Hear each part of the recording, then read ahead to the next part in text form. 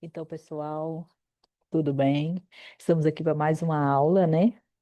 E hoje a gente vai falar sobre ainda habilidades e competências do cuidador relacionado à saúde do idoso, saúde mental do idoso, tá?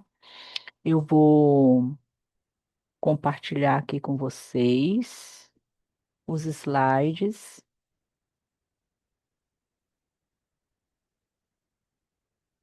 Isso, compartilhando.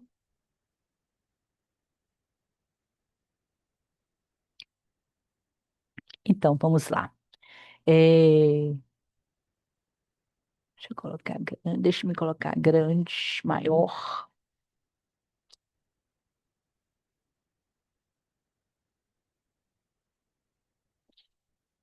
Então, habilidades e competências do cuidador de idosos. Essa é a aula 7, suporte à saúde mental do idoso. Como lidar com o lado psicológico e emocional do envelhecimento? Vocês vão ver que no decorrer dessa aula, o como é importante você entender o lado emocional do idoso, né? Que de repente era uma pessoa ativa e agora é uma pessoa limitada, dependente. Então, o estado emocional que apresentamos em determinado momento da vida é resultado de toda uma trajetória construída anteriormente, né? Então, para podermos entender por que o idoso reage dessa ou daquele jeito em certas situações, é necessário que nós o conheçamos melhor, o que só será possível se conversarmos com ele, se ouvirmos a sua história de vida e também o que a família e os amigos falam a seu respeito.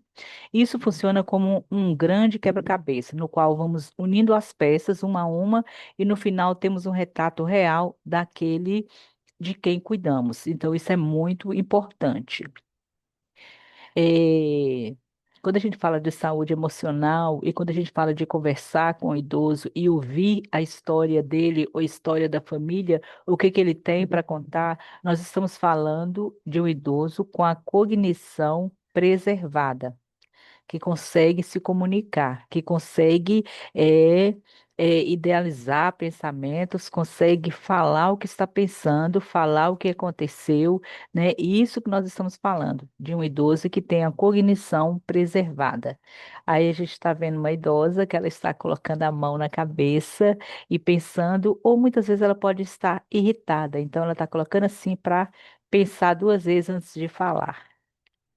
É, as reações emocionais diante da presença de doenças, olha, presta atenção, de mudanças de papel, status social e modificações em sua rede de suporte social, a família, parentes, amigos, vizinhos, podem, mudar muito de uma pessoa para outra. Então, depende de uma pessoa para outra, toda circunstância da vida, qualquer circunstância da vida. Então, cada um reage de uma forma, né? Essas alterações são consequências do processo de envelhecimento e exigem que o idoso seja capaz de compreendê-las e de se adaptar a elas, o que não quer dizer que esse seja um processo fácil e rápido. Ou seja, o processo do envelhecimento, as alterações, né, que são as consequências desse processo, né, então exige que ele compreenda e adapte a elas, se adapte, né, a elas.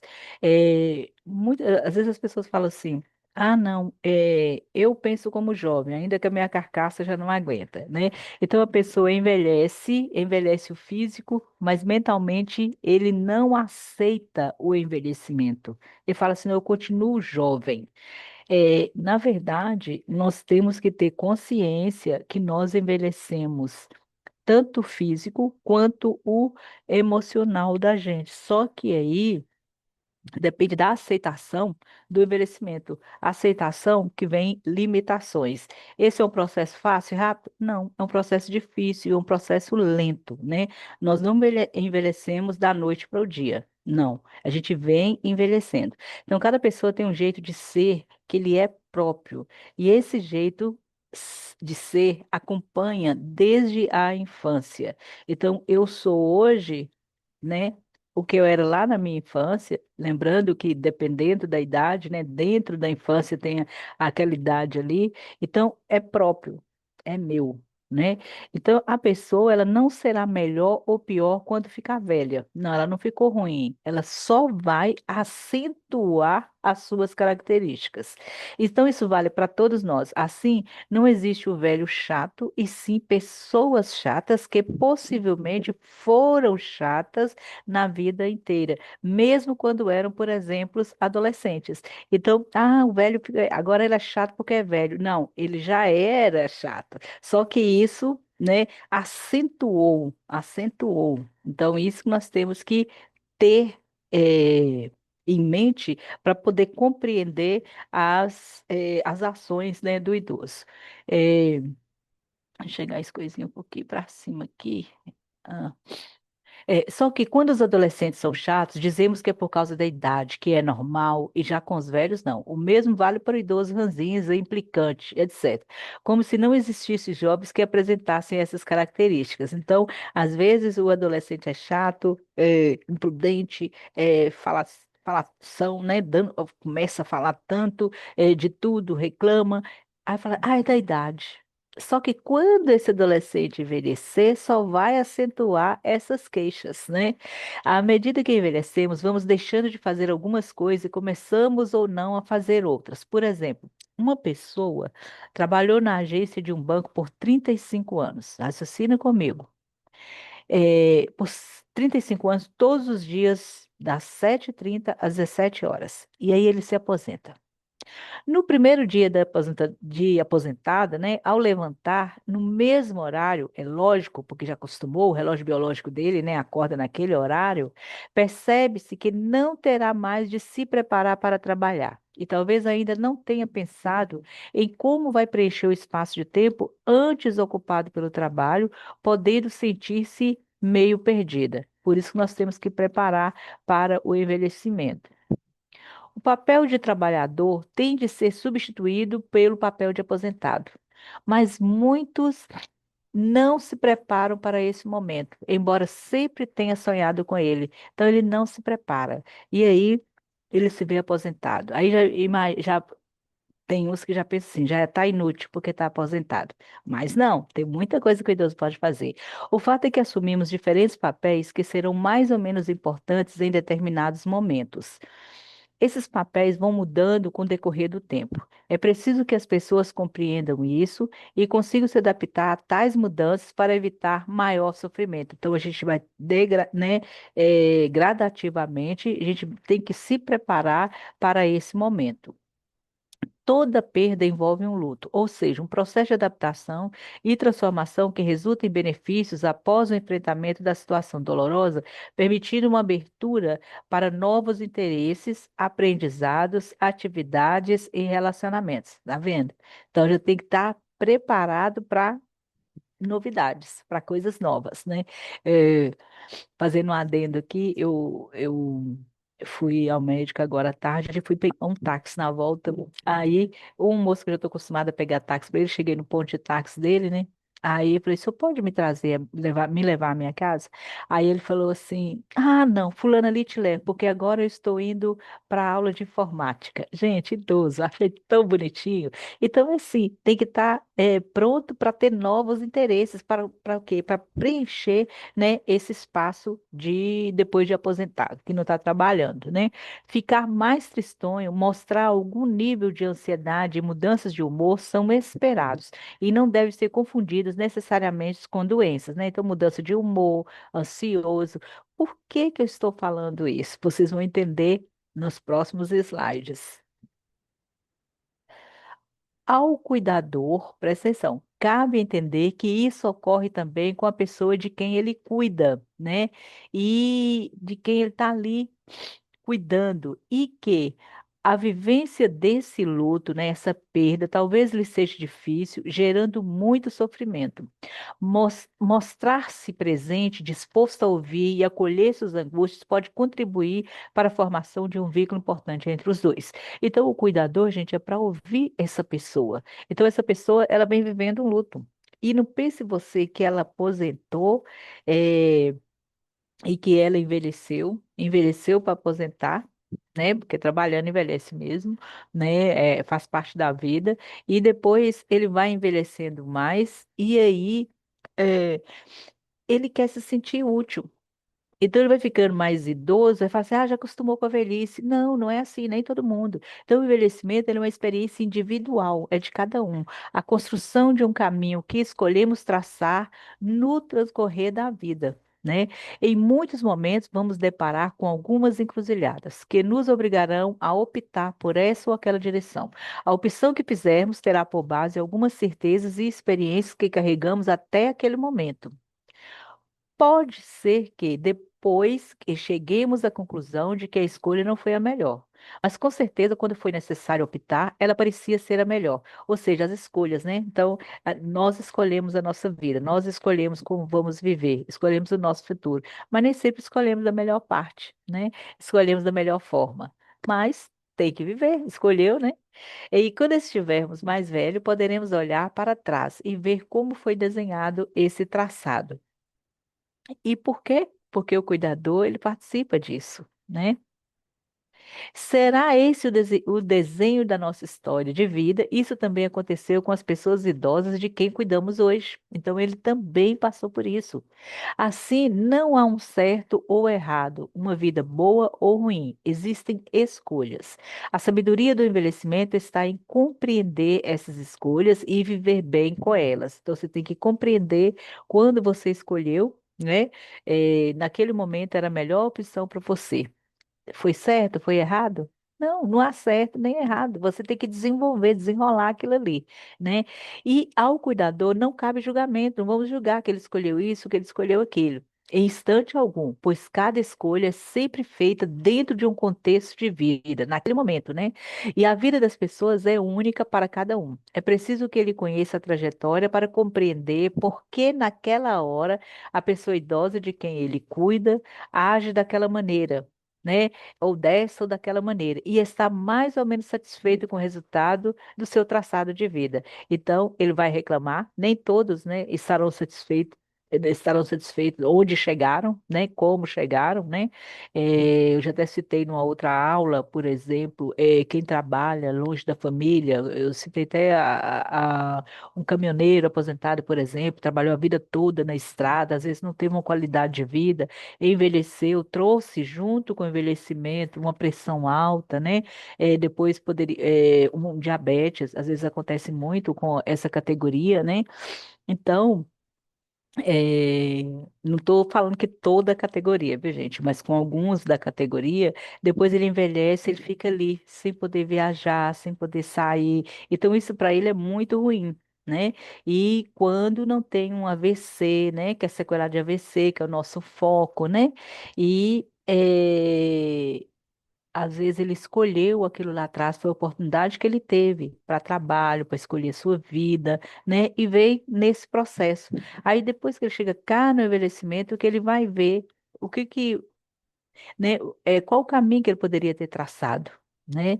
Mas é ouvir, não julgar, não cabe ao cuidador julgar, né? Voltando aqui, aí nós vemos, né, uma senhora idosa com a cuidadora, parece que ela tá feliz, né? Então o emocional dela naquele momento ali tá bom, tá feliz, pelo menos parece. Para as duas, né? É muito carinho envolvido. É esperado que, com a avançada idade, a pessoa idosa passe a pensar na própria vida, a se autoquestionar e a refletir sobre o seu presente. Então, é esperado isso. Esses momentos podem ser mais introspectivos, o idoso com ele mesmo, ou compartilhados. Então, às vezes, ele fica só pensando naquilo ali, naquele momento presente dele, né? Ou às vezes ele pode compartilhar. E aí é quando ele quer dividir sua experiência com o cuidador, que é aquele que está diretamente com ele ali. De uma forma ou de outra, são momentos muito preciosos, aos quais o cuidador deve estar sempre atento e valorizar. Gente, não fique na frente do idoso, ele conversando, você com o celular na mão. É falta de educação. Converse com ele, ouça ele, sem dar suas opiniões. Só ouça, é mesmo, e conversa, e valoriza, né, a fala dele. Em outras ocasiões, a pessoa idosa talvez se mostre intransigente, irritada sem razão específica, queixando-se de quase tudo que o cerca, ou que pode incluir o cuidador e seu trabalho. Isso muitas vezes ocorre pela dificuldade de enfrentar uma situação específica, uma doença, uma limitação, uma dependência, né? Ele está acostumado a fazer tudo e agora ele está naquele processo dependendo. E, hoje, gente, quem tem cuidador é assim. Hoje é um cuidador, amanhã é outro. Então, são pessoas diferentes na sua casa. Então, nós chegamos ali como pessoas estranhas para elas. Então, por isso que nós temos que ter cuidado. E essa é uma grande ilusão, né? Somos, de algum modo, interdependentes a vida toda, mas não admitimos isso, né? Então, essa ilusão que foi dita aí é relacionado a que essa a limitação ou a dependência, né? Então ele fica ali reclamando de tudo, né? Inclui, né, o que pode incluir o cuidador e seu trabalho, né? Isso muitas vezes ocorre pela dificuldade de enfrentar a situação específica dele. Né? Então, nós temos que estar ali para que essa grande ilusão dele, ele não fique ali, sabe, gente, introspectivo demais, né? Ou às vezes só reclamando, mas não, naquele momento que você vai dar liberdade para ele vai ter confiança em você para poder estar conversando com você, né? E quando ficamos velhos, todos nós, gente, por problemas de doença, nossa dependência se acentua, a gente depende mais, percebemos nossa limitação como seres humanos e podemos não reagir bem a tal constatação. Nós todos somos assim, né? Aí tem gente que fala assim, ai, Deus me livre, eu não quero usar uma fralda nunca. Gente, mas um dia, se for preciso, nós temos que acostumar com a ideia que se a gente precisar, a gente vai passar por isso e vai aceitar, né? A maneira como esse fato será manifestado depende de cada um. Perceber isso fará a diferença na prestação de um cuidado personalizado. Já falamos sobre isso, sobre um cuidado personalizado, cada pessoa. Efetivo, né? Efetivo quer dizer com qualidade e adequado, que deve ser construído com o objetivo de acolher o idoso em suas angústias e estimulá-lo a enfrentar a realidade valorizando os aspectos positivos de sua história de vida, que sempre existem, né? Então, ele tem que enfrentar a realidade dele, que é isso que ele está passando agora, mas valorizar os aspectos positivos de sua história de vida. A história de vida dele, ele criou uma família, ou ele mesmo se criou, né? Então, ele tem uma história. Então, valorizar isso, o trabalho dele, né? A profissão dele que ele teve, né? Então, isso é importante a gente estar participando. O cuidador, ele é apenas a pessoa que está mais próxima, como tal, será a primeira pessoa a escutar. Sem problema, gente. Nós estamos ali para isso. Lembra que eu falei que nós somos quase que como terapeutas, né? Que estamos ali diretamente com o cliente. Se a pessoa idosa ficar doente, dependente, ela poderá demonstrar preocupações, angústias, medos, sentindo em alguns momentos impotente, incompetente, que não dá conta de fazer nada, revoltada, intolerante. Tudo pela dificuldade em lidar com a situação que eles ora se apresenta e também pela falta de perspectiva que pode acompanhar essa situação. Ou seja, ele vê a limitação dele, ele não vê uma melhora daquilo. Então ele começa a ficar, né, revoltado com isso. Parece até adolescente revoltado, né?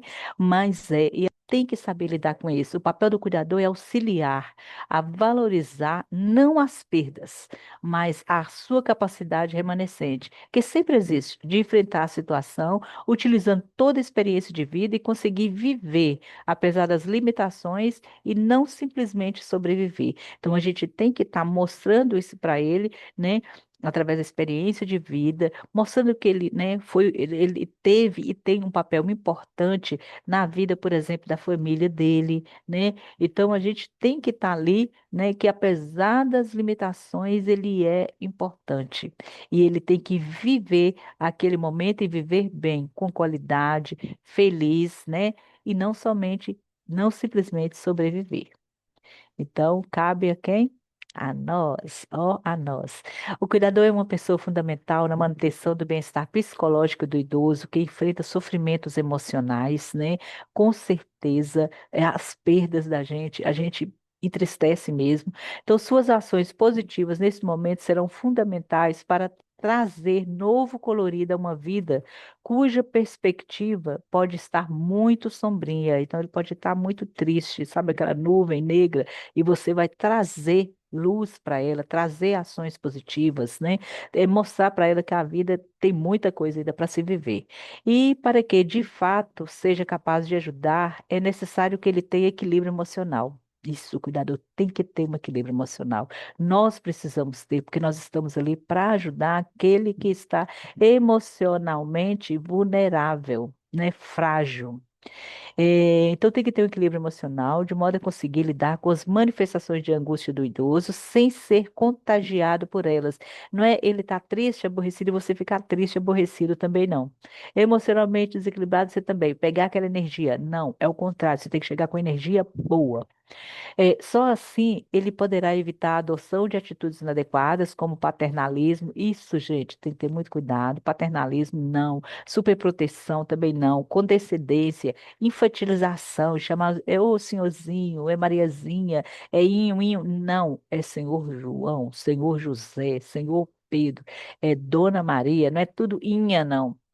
Mudar de voz, tem vezes que a gente pega ô, gente, já vi isso, cuidador que muda de voz quando chega com o idoso. Nhe, nhe, nhe, nhe. Não, não precisa disso. Ele quer atenção, ele quer ser ouvido, né? Mas não precisa de infantilizar. Impaciência, displicência, que comprometerão a qualidade do cuidado a ser prestado. Então, ter cuidado, evitar esse tipo de atitude, que só vai piorar a situação do seu idoso, né? Então, é isso, né, que nós separamos para hoje, né, o cuidado emocional do idoso.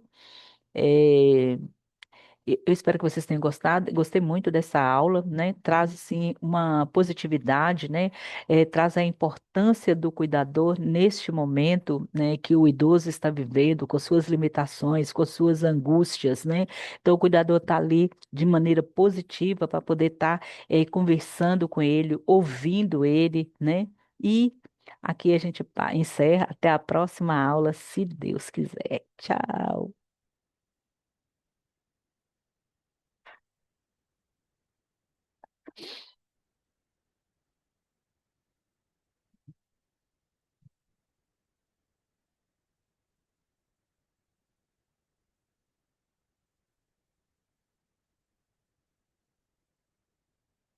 Opa, opa, pousou.